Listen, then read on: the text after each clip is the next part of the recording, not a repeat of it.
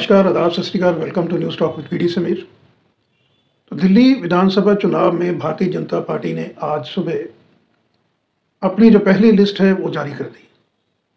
अरविंद केजरीवाल आम आदमी पार्टी जो दिल्ली की विधानसभा सीटें हैं 70 की 70 सीटों पे अपने जो कैंडिडेट हैं अनाउंस कर चुके हैं काफ़ी समय पहले, और चुनाव प्रचार प्रसार जोर शोर से शुरू कर दिया गया था अरविंद केजरीवाल आम आदमी पार्टी के द्वारा।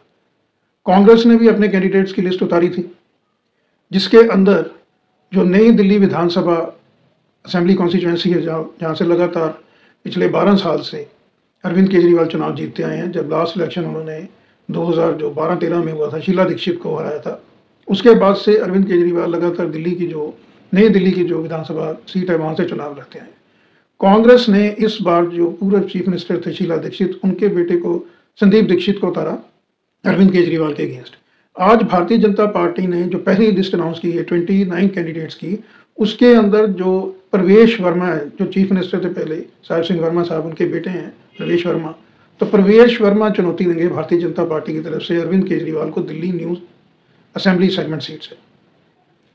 तो एक तरफ अरविंद केजरीवाल हैं 3 दफा के चीफ मिनिस्टर, और दूसरी तरफ जो कांग्रेस से और संदीप दीक्षित और प्रवेश जो वर्मा है भारतीय जनता पार्टी से, ये दोनों जो चीफ मिनिस्टर रह चुके हैं पूर्व में, उनके बेटे। तो मौजूदा समय में चीफ मिनिस्टर के अगेंस्ट तो पूर्व समय के 2 चीफ मिनिस्टर हैं, उनके जो फॉर्मर चीफ मिनिस्टर्स के बेटे हैं वो अरविंद केजरीवाल के अगेंस्ट।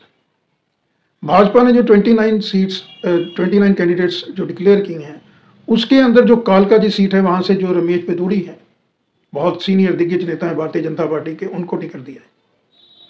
और अलका लांबा को टिकट दिया गया है कालका जी का कांग्रेस की तरफ से। इस सीट से जो चीफ मिनिस्टर हैं दिल्ली की आतिशी, वो चुनाव लड़ रही हैं कालका जी से। तो अरविंद केजरीवाल और जो दूसरी आतिशी हैं चीफ मिनिस्टर जो इस वक्त दिल्ली की, उनके अगेंस्ट कांग्रेस ने और भारतीय जनता पार्टी ने अपने 2 बहुत कद्दावर और दिग्गज नेता, एक्सपीरियंस नेता मैदान में उतारे। कोशिश ये है कि असेंबली जो इलेक्शंस हैं दिल्ली के, जो भी 1 महीने के बाद लगभग समय में होने वाले हैं, उसमें जो विधानसभा के क्षेत्र हैं जो नई दिल्ली का और कालका जी का, उसके बाहर जाने से रोका जाए अरविंद केजरीवाल को प्रचार प्रसार के लिए और आतिशी चीफ मिनिस्टर को। इसलिए कांग्रेस ने और भारतीय जनता पार्टी ने बहुत ही स्ट्रॉन्ग कैंडिडेट दिए हैं अरविंद केजरीवाल और आतिशी को। पहला मौका है, मैं समझता हूं कि पिछले 12 साल से, अगर 12-13 का इलेक्शन देखें, उसके बाद 15 में, उसके बाद 20 में जो विधानसभा का चुनाव हुआ था, पहली बार कांग्रेस जो है वो बहुत सीरियसली और बहुत एग्रेसिव मोड पे इलेक्शन लड़ रही है दिल्ली का। कांग्रेस जो है उनका गठबंधन रहा जो लोकसभा चुनाव था इंडिया अलायंस के अंदर, कांग्रेस भी थी, अरविंद केजरीवाल आम आदमी पार्टी पे थे। दिल्ली के अंदर कांग्रेस को ये अब महसूस हो रहा है कि अगर वो बैकफुट पे रह के ही इलेक्शन लड़ेंगे तो उसका सीधा का सीधा फायदा जो है वो अरविंद केजरीवाल आम आदमी पार्टी को हो रहा है। पिछले 3 इलेक्शंस के कांग्रेस ने ये एनालिसिस निकाला है। कांग्रेस का जो वोट बैंक था, जिसके अंदर पूर्वांचल का वोट था और दलित समुदाय और मुस्लिम जो तबके का वोट था, वो सारा का सारा कांग्रेस से तकरीबन 25 से 30% ये वोट बैंक जो था, 30% से भी आप ज़्यादा मान के चलें, ये कांग्रेस से सीधा शिफ्ट हो गया आम आदमी पार्टी की तरफ। तो जैसे मैंने पिछले वीडियो में भी बताया कि जो ज़मीन कांग्रेस ने तैयार की थी, उसके ऊपर उपजाऊ तरह से खेती बाड़ी की थी अपने इंस्ट्रूमेंट के साथ, उसके ऊपर जो फसल है, जो बिल्डिंग है, इमारत, वो बुलंद कर दी आम आदमी पार्टी ने। तो कांग्रेस अभी भली भांति ये जान रही है कि पंजाब के अंदर और दिल्ली के अंदर जो भी उनका वोट बैंक था वो सारा का सारा शिफ्ट हुआ आम आदमी पार्टी के फेवर में। और पंजाब में और दिल्ली में आम आदमी पार्टी है, उससे अपनी जमीन अगर वापस लेनी है कांग्रेस को, तो फिर डायरेक्टली फाइट देनी पड़ेगी आम आदमी पार्टी को। इसलिए जो कांग्रेस है, कांग्रेस के जो बड़े नेता हैं वो लगातार अरविंद केजरीवाल पे निशाना दागे हुए हैं, चाहे वो अजय माकन है या संदीप दीक्षित है। अजय माकन ने तो इतना कह दिया कि जो अरविंद केजरीवाल है, ये केजरीवाल फर्जीबाज हैं और देशद्रोही भी हैं, पलटूबाज हैं। इस तरह के पर्सनल अटैक किए गए अरविंद केजरीवाल के खिलाफ कांग्रेस की तरफ से। अभी पिछले दिन भारतीय जनता पार्टी, प्रधानमंत्री मोदी ने जो दिल्ली की यात्रा है, असेंबली की कैंपेनिंग, उसकी शुरुआत करी। जो इकोनॉमिक वीकर सेक्शन से लोग बिलोंग करते हैं उनको फ्लैट्स दिए गए, जो लो इनकम ग्रुप के रिलेटेड फ्लैट्स हैं वो भारतीय जनता पार्टी ने अपने लोगों को दिए गए दिल्ली के अंदर। तो दिल्ली के अंदर चुनावी जो जंग है वो पिछले कल से शुरू हो गई है। आज भारतीय जनता पार्टी ने उसी कड़ी में अपनी जो पहली लिस्ट है वो भी जारी कर दी है। इस लिस्ट में जैसे मैंने आपको बताया कि रमेश बदूड़ी कालका जी से 29 कैंडिडेट डिक्लेयर किए हैं। रमेश बदूड़ी जो है वो कालका जी से उनको उतारा गया है आतिशी के अगेंस्ट में। इसके अलावा अरविंदर सिंह लवली, मनजिंदर सिंह सिरसा, वजिंदर गुप्ता, इस तरह के जो दिग्गज नेता हैं भारतीय जनता पार्टी ने वो मैदान में उतारे हैं। और अल्टीमेटली जैसा लग रहा था कि प्रवेश वर्मा को टिकट दी जाएगी नई दिल्ली विधानसभा सीट से अरविंद केजरीवाल के अगेंस्ट, तो अंततः उनको ही सीट दी गई है। और जो प्रवेश वर्मा है, इन्होंने भी जो अपना कैंपेन है वो पिछले लगभग 1-1.5 महीने से इन्होंने भी शुरू कर दिया था, क्योंकि इनको पार्टी हाईकमान से एक सिग्नल दिया गया था कि आप इस सीट से लड़ेंगे। इसके अलावा जो बहुजन समाजवादी पार्टी है, जिसका तकरीबन 12 से 15% वोट शेयर है दलित समाज का दिल्ली में, उन्होंने भी चुनाव मैदान में उतरने की अपना पूरी तैयारी की है दिल्ली के अंदर। और 5 जनवरी से जो है वो आकाश आनंद जो है वो बहुजन समाजवादी पार्टी की तरफ से अपना कैंपेन शुरू करेंगे। तो दिल्ली के अंदर ये मुकाबला होने वाला है चौतरफा, क्योंकि आम आदमी पार्टी पिछले 12 साल से सत्ता में है, तो उसको घेरने के लिए कांग्रेस, भारतीय जनता पार्टी और बहुजन समाजवादी पार्टी, 3 तरफ से जो अटैक है वो अरविंद केजरीवाल के ऊपर हो रहा है। और अरविंद केजरीवाल को पहला ये ऐसा चुनाव लग रहा है कि जिसके अंदर कांटे की टक्कर उनको मिल रही है।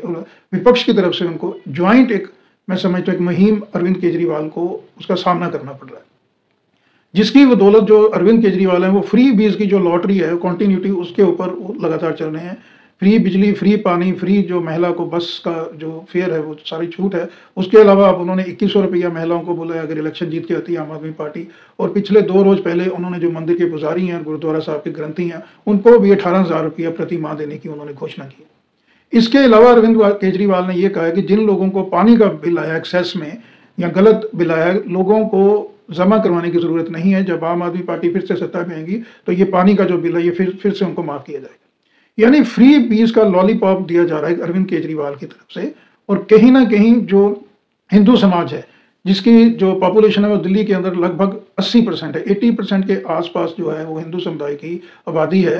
तो अरविंद केजरीवाल अपने आप को हनुमान जी का भगत बता रहे हैं, राम जी का भगत बता रहे हैं, तो वो जो 80% की जो आबादी है, पॉपुलेशन है, उसको अपनी तरफ खींचने का उनका प्रयास है।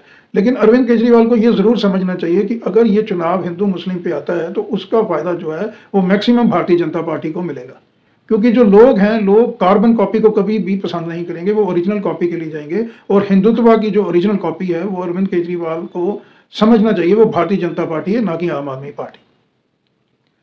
तो तीनों तरफ से जो अटैक हो रहा है बीजेपी, कांग्रेस और बसपा की तरफ से, उसको लेके अरविंद केजरीवाल आम आदमी पार्टी के खेमे में हलचल है। इसके अलावा 12 साल का जो एंटी इनकम्बेंसी है वो भी आम आदमी पार्टी को उसका सामना करना पड़ रहा है। दिल्ली के अंदर जो डेवलपमेंट का मुद्दा है, जो एम्प्लॉयमेंट का मुद्दा है, पोल्यूशन का मुद्दा है, जमुना जी की सफाई का जो मुद्दा है, ये सारे के सारे मुद्दे जो हैं वो घेरे हुए हैं अरविंद केजरीवाल को, जिसमें सबसे बड़ा मुद्दा पोल्यूशन और ट्रैफिक का है। इंफ्रास्ट्रक्चर के अंदर जो काम होना चाहिए पिछले 10 साल में, जो दिल्ली की जनता का एक बहुत बड़ा वर्ग इंक्लूडिंग ऑपोजिशन पार्टीज ये महसूस कर रही है कि वो काम नहीं हुआ जो अपने कार्यकाल में 15 साल 3 टर्म में किया था जो पूर्व चीफ मिनिस्टर थे शीला दीक्षित। तो आम आदमी पार्टी के लिए एक बहुत बड़ा चैलेंज और बहुत बड़ा टेस्ट है कि इस बार जो कांग्रेस पार्टी है, भारतीय जनता पार्टी तो घेर ही रही है आम आदमी पार्टी को, लेकिन इस वक्त जो सबसे बड़ा चैलेंज है वो चैलेंज मिल रहा है आम आदमी पार्टी को कांग्रेस की तरफ से, क्योंकि तकरीबन आप समझें इस वक्त 27%, 25 से 27% जो वोट बैंक है वो पूर्वांचल से आता है। पूर्वांचल माना उत्तर प्रदेश और बिहार, और उत्तर प्रदेश और बिहार का जो जनमानस है उनके ऊपर फ्री बीज का जो है वो बहुत ज़्यादा इफेक्ट है। और ये जो वोटर है, ये जैसे मैंने बताया मोटा मोटा 27% वोट बैंक लीजिए पूर्वांचल का। इसके पहले सबसे बड़ा वोट बैंक होता था पंजाबियों का, लेकिन अभी 27% के 25 से 27% पूर्वांचल का है और तकरीबन 12% जो है वो मुस्लिम समुदाय का है। तो ये 40% जो वोट बैंक था ये कांग्रेस का था, वो आम आदमी पार्टी की तरफ शिफ्ट हुआ। ये वापस फिर जा सकता है कांग्रेस की तरफ, क्योंकि लोकसभा चुनाव जो 2024 का हुआ जिसमें अलायंस था दिल्ली के अंदर, गठबंधन आम आदमी पार्टी और कांग्रेस के बीच में रहा, तो वोट बैंक के शेयर से भाजपा के बाद सेकंड नंबर पे कांग्रेस का पार्टी का नंबर आया, तीसरे नंबर पे गिर गई आम आदमी पार्टी जो लोकसभा का चुनाव हुआ, डिस्पाइट ऑफ द फैक्ट के अरविंद केजरीवाल ने पेरोल पे जेल से जब वो बाहर आए थे 8 से पेरोल पे, तो उन्होंने ये बताया दिल्ली की जनता को कि आप हमको मैक्सिमम सीट्स और वोट दीजिए ताकि अरविंद केजरीवाल को फिर से जेल में ना जाना पड़े। तो उस वक्त भी जो रिजल्ट आया वो आम आदमी पार्टी ने जो भी अपनी एक्सपेक्टेशंस लगाई थी उसके बिल्कुल उलट था। दिल्ली के अंदर लोकसभा में आम आदमी पार्टी का खाता भी नहीं खुला, जैसे पिछली बार पिछले 2 चुनाव में नहीं खुला। तो इस बार एंटी इनकम्बेंसी 10 साल की, और जो करप्शन के मुद्दे पे भी जो ईडी में और सीबीआई में गिरफ्तार किया अरविंद केजरीवाल, संजय सिंह को, मनीष सिसोदिया को, ये सारी की सारी चीजें जो हैं वो अगेंस्ट जा रही हैं अरविंद केजरीवाल के। इसके अलावा जो शीश महल का मुद्दा है, प्रधानमंत्री नरेंद्र मोदी ने जो घेरा है पिछले कल अरविंद केजरीवाल का, डायरेक्टली नाम नहीं लिया, लेकिन उन्होंने कहा कि जो इतने बड़े शीश महल में लोग रहते हैं वो क्या सुध करेंगे गरीब तबके की या इकोनॉमिक वीकर सेक्शन की। तो भारतीय जनता पार्टी शीश महल में नहीं रहती है, वो जिन लोगों के सर पे छत नहीं है उनको छत देने का जो इंतजाम है, वो अरेंजमेंट वो मुहैया करवाती है भारतीय जनता पार्टी। तो भारतीय जनता पार्टी के साथ सारा विपक्ष जो शीश महल के अंदर अरविंद केजरीवाल ने चीफ मिनिस्टर रहते हुए जो खर्चा किया करोड़ों रुपए का, उसको लेके भी उनको घेर रहे हैं।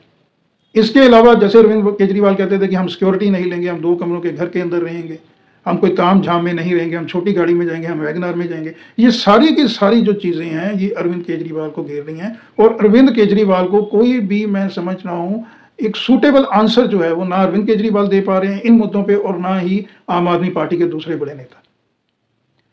तो अरविंद केजरीवाल के पास जो सबसे बड़ा इस वक्त एसेट, और वो समझ रहे हैं कि वो जो फ्री बीज के रूप में है वो लोगों को फिर से अट्रैक्ट करेगा टुवर्ड्स आम आदमी पार्टी।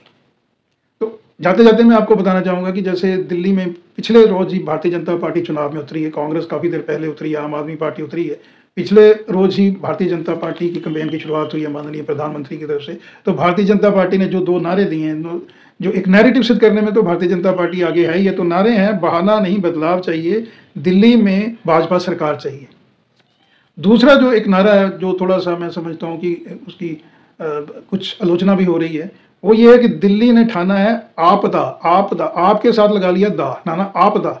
आपदा तो एक बहुत बड़ी जो मुसीबत की घड़ी होती है उसको कहा जाता है। तो भारतीय जनता पार्टी, प्रधानमंत्री नरेंद्र मोदी ने नारा दिया है, दिल्ली ने ठाना है आपदा को हटाना है, भारतीय जनता पार्टी भाजपा को लाना है। तो भाजपा ने भी दिल्ली दंगल के अंदर अपना पूरा जोर लगा दिया है। इसके पहले कांग्रेस लगातार घेर रही है, और जिस तरह से भारतीय जनता पार्टी की 29 कैंडिडेट्स की जो सूची पहली आई है, इससे ये बिल्कुल साफ है कि भारतीय जनता पार्टी इस जो इलेक्शन है इसके अंदर अपना पूरा जोर लगाने वाली है। और भारतीय जनता पार्टी को भी इस बार लग रहा है, क्योंकि नए चेहरे को भी टिकट दिया जाएगा जिनके पास पुराना कोई बैगेज नहीं है।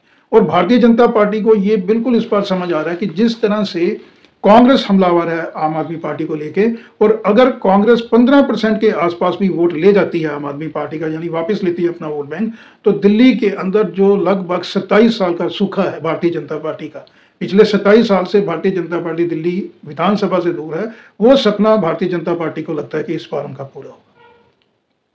तो आज की चर्चा में इतना ही, फिर नए किसी मुद्दे को लेकर आपके सामने हाजिर होऊंगा। तब तक के लिए नमस्कार।